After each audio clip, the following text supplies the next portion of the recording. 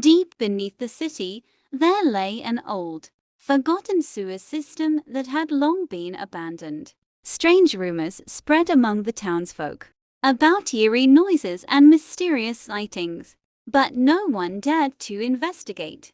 A group of curious teenagers, daring and reckless, decided to explore the sewer for themselves, believing the stories were nothing more than urban legends. Armed with flashlights and their phones, they descended into the dark, damp tunnels, unaware of the horrors that awaited them. As they ventured deeper, the air grew colder, and the walls seemed to close in on them. Suddenly, one of them slipped and fell into a pool of murky water, causing the others to burst out laughing at his misfortune. Their laughter echoed through the tunnels, but it quickly faded as a low growl resonated from the depths of the sewer. Fear gripped their hearts as they realized they were not alone. Something sinister was lurking in the shadows. They hurriedly tried to find their way back, but the maze-like tunnels only led them further into the darkness.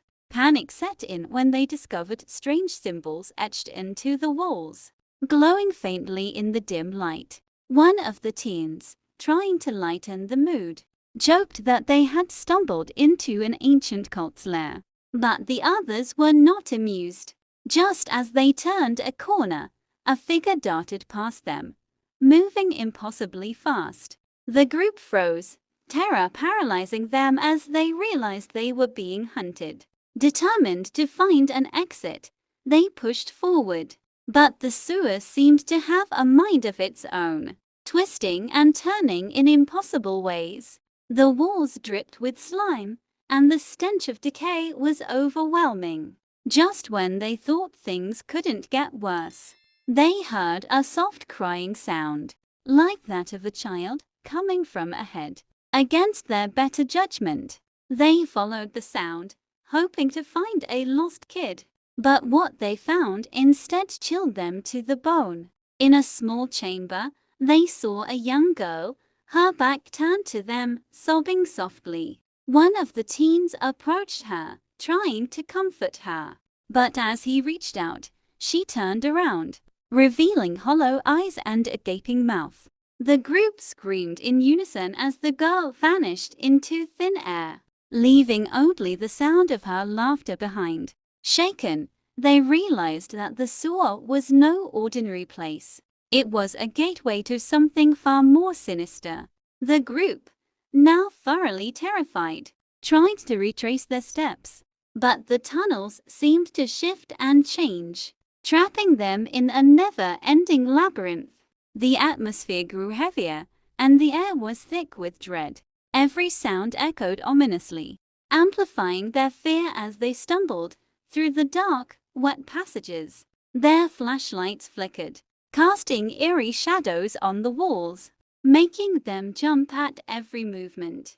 Desperation set in as they realized that they were hopelessly lost, with no way out. One of the teens, trying to lighten the mood, suggested that maybe the sewer was like one of those horror movies, where they had to solve a puzzle to escape.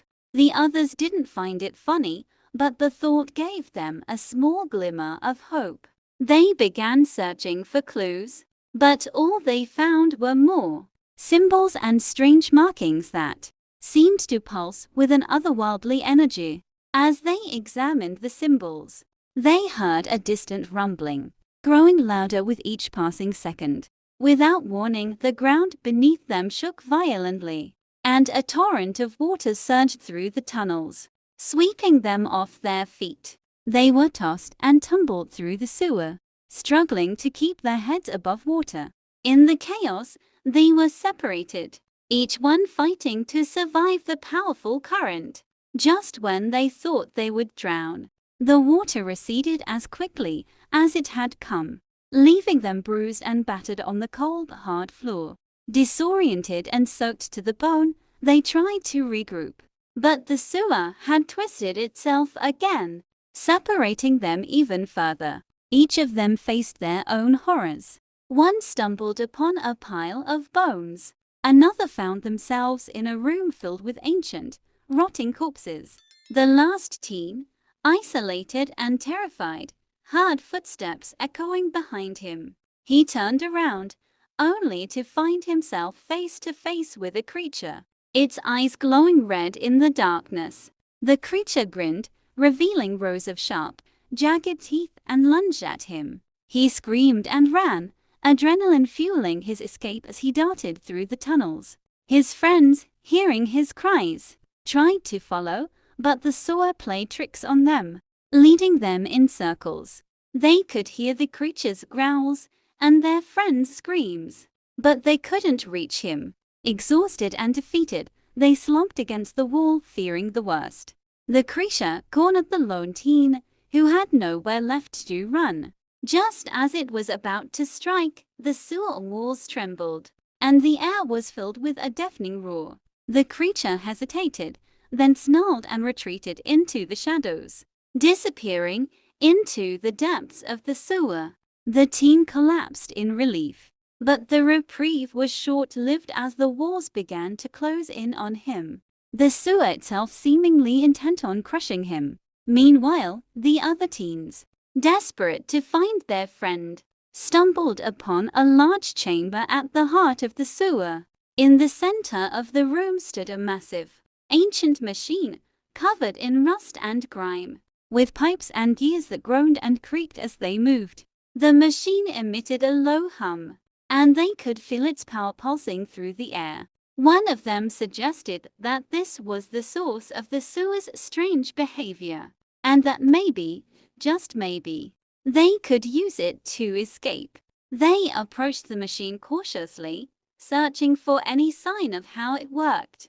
As they did, the sewer began to shake violently, and the walls started to crumble. They realized they didn't have much time. Frantically, they tried to figure out the machine, pressing buttons and pulling levers, hoping against hope that they were doing the right thing. The machine roared to life, and the ground beneath them opened up, revealing a swirling vortex of light. With no other options, they jumped into the vortex, praying it would lead them to safety. The world spun around them as they were pulled through the vortex, and for a moment they felt as if they were floating in a void, with no sense of time or space. Then, just as suddenly, they were ejected from the vortex, landing hard on the cold, damp floor of the sewer. They looked around, disoriented, but relieved to find themselves back together. But their relief was short-lived as they realized they were still trapped in the sewer, and the machine had stopped working. The walls continued to close in, and the air grew thicker with the stench of decay. Just when they thought all hope was lost, they heard the faint sound of laughter. Turning around, they saw the ghostly figure of the young girl from before, standing at the entrance to a small, hidden tunnel. She beckoned them to follow her, her eyes filled with a sad, knowing look. With no other options, they followed the ghostly girl, who led them through a series of narrow, winding tunnels. The walls were covered in more of the strange symbols, and the air was filled with a sense of dread. But the girl's presence seemed to protect them from the horrors of the sewer, and they moved forward with a renewed sense of hope. Finally, after what felt like hours, they emerged into the cool night air, the stars shining brightly above them. The ghostly girl vanished, leaving them standing at the edge of the sewer, exhausted and shaken but alive. They looked at each other, grateful to have survived, but knowing they would never forget the horrors they had faced. As they made their way back to town, they couldn't help but laugh at the absurdity of their situation, their laughter a mix of relief and disbelief. But deep down, they knew that the sewer's darkness would always linger in their minds, a reminder of the terror they had narrowly escaped.